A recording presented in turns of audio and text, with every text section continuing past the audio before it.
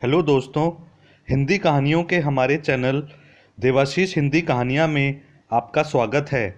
अगर आपने अभी तक चैनल को सब्सक्राइब नहीं किया है तो नीचे दिए गए लाल बटन को दबाकर चैनल को सब्सक्राइब कर लें। आज की कहानी है बेटी की शादी। ये बात आज से 20 वर्ष पहले की है। मास्टर दीनानाथ एक छोटे शहर के सरकारी स्कूल में मास्टर थे। उनकी पत्नी का नाम कल्पना था। ईश्वर की कृपा से मास्टर जी के पास एक पुत्र और एक पुत्री थे। पुत्री का नाम सुषमा तथा बेटे का नाम नरेश था। कुल मिलाकर एक छोटा सा खुशहाल परिवार था। जीवन में कोई परेशानी नहीं थी। सरकारी नौकरी के कारण इतनी आय हो जाती थी कि जीवन के खर्चे आसानी से निकल सकें। सुषमा 12वीं कक्षा में पढ़ रही थी व नरेश अभी 8वीं कक्षा में पढ़ रहा था। सुषमा को जवानी की दहलीज पर देखकर मास्टर जी और उनकी पत्नी ने उसके विवाह के संबंध में सोचना प्रारंभ कर दिया था। उन दिनों लड़कियों की शादी कम उम्र में ही कर देने का रिवाज था। सुषमा पढ़ने में नरेश से अधिक बेहतर थी तथा 10वीं में भी प्रथम श्रेणी में उत्तीर्ण हुई थी। उसका आगे पढ़ने का बहुत मन था, मगर माता पिता उसकी शादी करके अपनी जिम्मेदारी से मुक्त होना चाहते थे। 12वीं कक्षा में भी सुषमा प्रथम श्रेणी में उत्तीर्ण हुई। उसी वर्ष मास्टर जी ने उसका विवाह अपने एक रिश्तेदार द्वारा बताए गए एक लड़के के साथ तय कर दिया। लड़के का नाम गोकुल था। गोकुल अपने माता पिता की इकलौती संतान था। वो एक छोटा व्यवसाय करता था तथा थोड़ी बहुत पुश्तैनी ज़मीन भी थी। कुछ ही दिन में विवाह संपन्न हो गया तथा सुषमा अपनी ससुराल पहुंच गई। मास्टर जी और उनकी पत्नी ने चैन की सांस ली कि चलो जिम्मेदारी पूर्ण हो गई। धीरे धीरे 1 वर्ष बीत गया। सुषमा अपनी ससुराल में ठीक से रह रही थी। उसी वर्ष सुषमा ने एक लड़की को जन्म दिया। सुषमा की सास को अच्छा नहीं लगा। वो पोते का मुख देखने के लिए लालायित थी, परंतु यहाँ तो लड़की का जन्म हुआ था।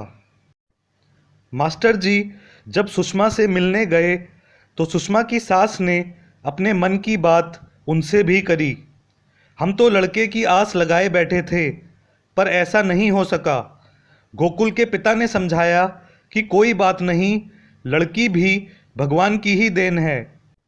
अगले वर्ष लड़का भी ज़रूर हो जाएगा। मास्टर जी चुपचाप सुनकर घर वापस लौट आए। धीरे धीरे 1 वर्ष और बीत गया। सुषमा एक बार फिर गर्भवती थी।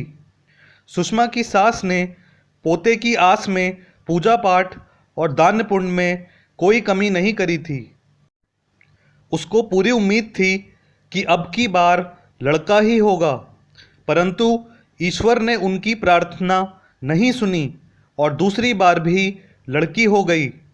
जब मास्टर जी अब की बार मिलने गए तो सुषमा की सास उनके सामने ही सुषमा को कोसने लगी। गोकुल हमारा इकलौता लड़का है। हमने तो सोचा था आपकी लड़की हमारा वंश आगे बढ़ाएगी, पर यह तो लड़की ही पैदा करना जानती है। हमारी तो किस्मत ही फूट गई है। मास्टर जी ने समझाने का प्रयास किया कि इन बातों में भगवान की ही मर्जी चलती है, इसमें सुषमा का कोई कसूर नहीं है, परंतु उसकी सास कड़वे शब्द ही बोलती रही। मास्टर जी भारी हृदय के साथ घर वापस लौट आए। कुछ समय और बीत गया। एक बार सुषमा घर आई तो माता पिता के सामने फूट फूट के रोने लगी। उसकी सास ने ताने मार मार के उसका जीना मुश्किल कर दिया था। पति भी अब पहले जितना प्रेम नहीं दिखाते थे।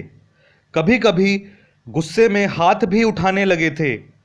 सिर्फ उसके ससुर थे जो उसको हिम्मत देते रहते थे और 2 मीठे शब्द बोल देते थे, परंतु सास के सामने ससुर की भी चलती नहीं थी। कुल मिलाकर सुषमा खुश नहीं थी। कुछ दिन बाद सुषमा तीसरी बार गर्भवती हो गई।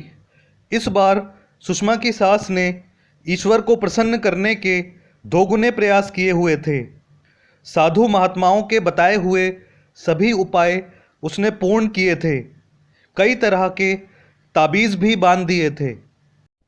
मास्टर जी और उनकी पत्नी भी इस बार ईश्वर से हाथ जोड़ के प्रार्थना कर रहे थे कि सुषमा को पुत्र रत्न की प्राप्ति हो जाए। धीरे धीरे सुषमा के प्रसव का समय नज़दीक आने लगा। सबके दिलों की धड़कनें तेज थीं, परंतु इस बार भी उनके मन की मुराद पूरी नहीं हुई।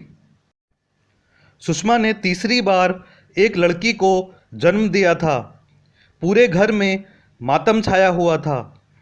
इस बार जब मास्टर जी सुषमा के घर मिलने पहुँचे तो उसकी सास आग बबूला हो रही थी। मास्टर जी को जलपान को भी नहीं पूछा गया। सुषमा की सास जी भर के उसको गालियां दे रही थी। मास्टर जी सुषमा को झूठा दिलासा देकर अपने घर लौट आए। कुछ दिन बाद पता चला कि सुषमा के ससुर गंभीर रूप से बीमार हैं। उनका एक से एक अच्छी जगह इलाज करवाया गया, परंतु कोई भी लाभ नहीं हुआ। उनके इलाज में जो थोड़ी बहुत ज़मीन थी वो भी बिक गई थी। एक दिन ऐसा आया जब वो स्वर्ग सिधार गए। उनके जाने के बाद सुषमा के और भी बुरे दिन शुरू हो गए।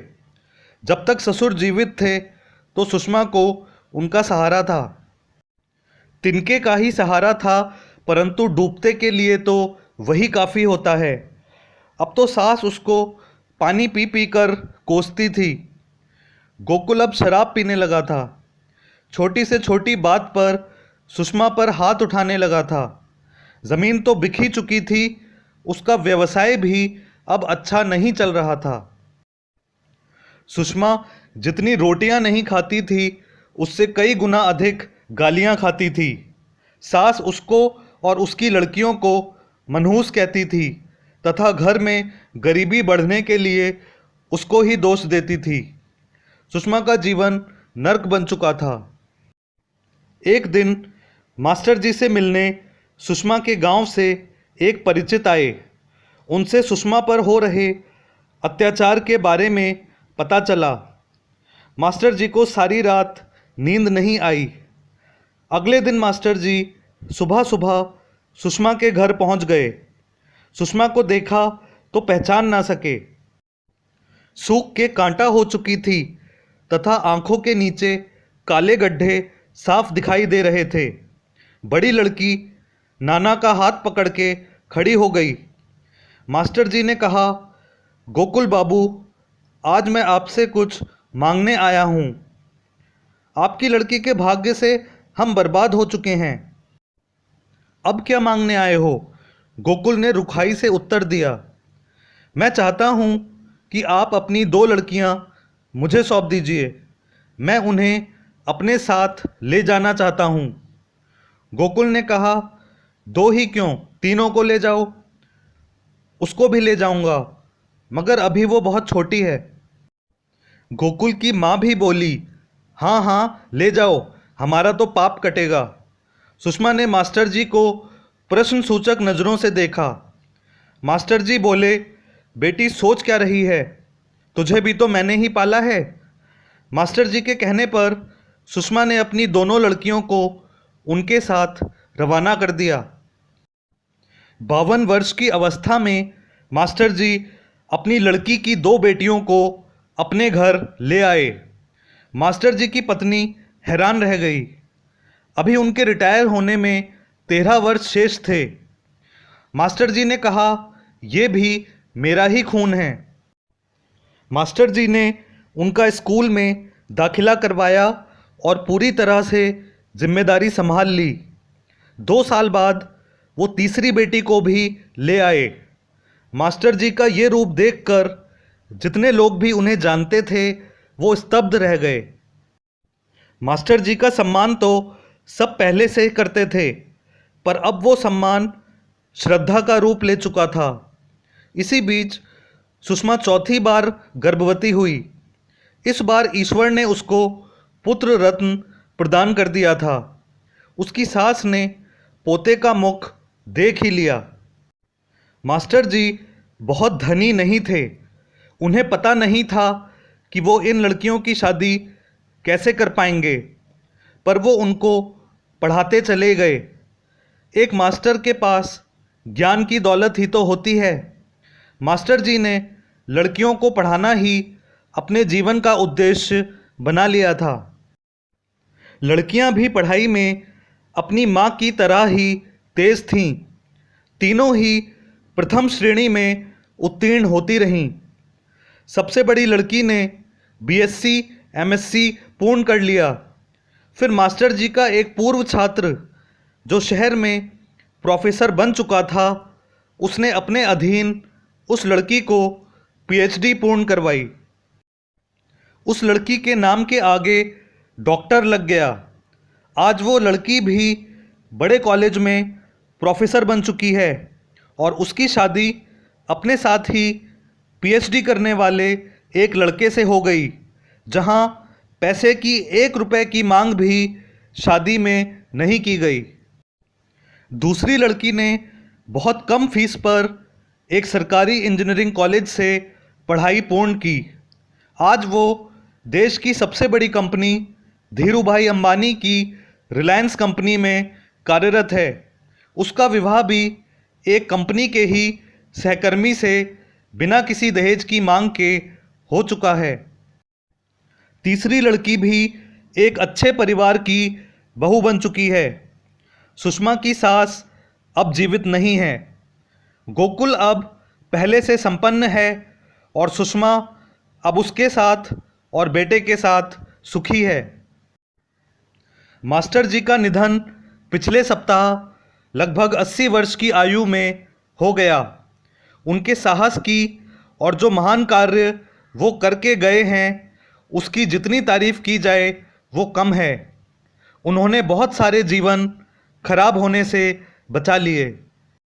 अगर आपको ये कहानी पसंद आई हो तो नीचे दिख रहे लाल बटन को दबाकर चैनल को सब्सक्राइब कर लें, ताकि हमारी आने वाली कहानियों की सूचना आपको मिल सके।